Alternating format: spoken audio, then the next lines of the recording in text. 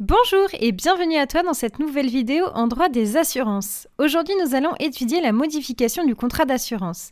Pour ce faire, nous verrons dans un premier temps la modification à l'initiative de l'assuré, puis la modification à l'initiative de l'assureur. Surtout, n'oublie pas de t'abonner à ma chaîne YouTube et de liker cette vidéo pour me soutenir. Et c'est parti!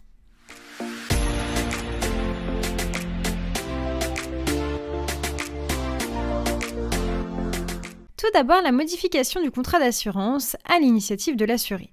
Il faut que tu notes l'article L 112-2, alinéa 5 du Code des assurances. Cet article pose une procédure spécifique pour les assurés en cas de modification à leur initiative. C'est une procédure que l'on appelle la procédure expéditive de modification. Je te conseille de bien retenir ce terme.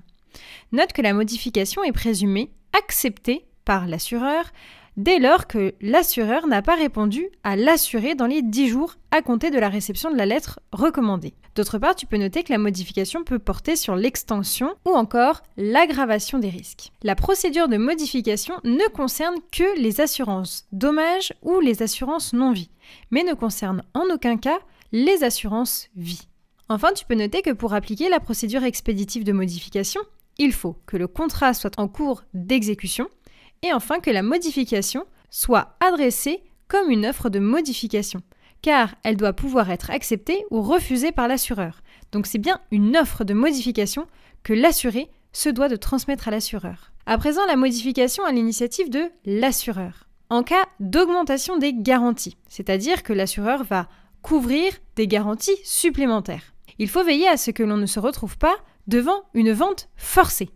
Souvent, les assureurs vont donc passer par des clauses de style qui sont assez avantageuses d'ailleurs pour les assurés et qu'ils vont accepter presque automatiquement.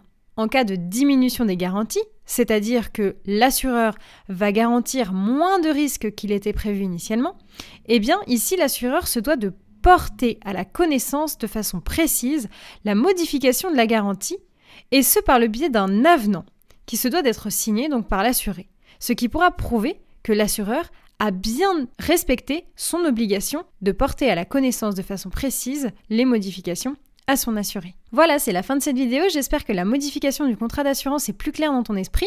En tout cas, n'hésite pas à t'abonner à ma chaîne YouTube et liker cette vidéo pour me soutenir. Et je te donne rendez-vous dans une prochaine vidéo. À bientôt!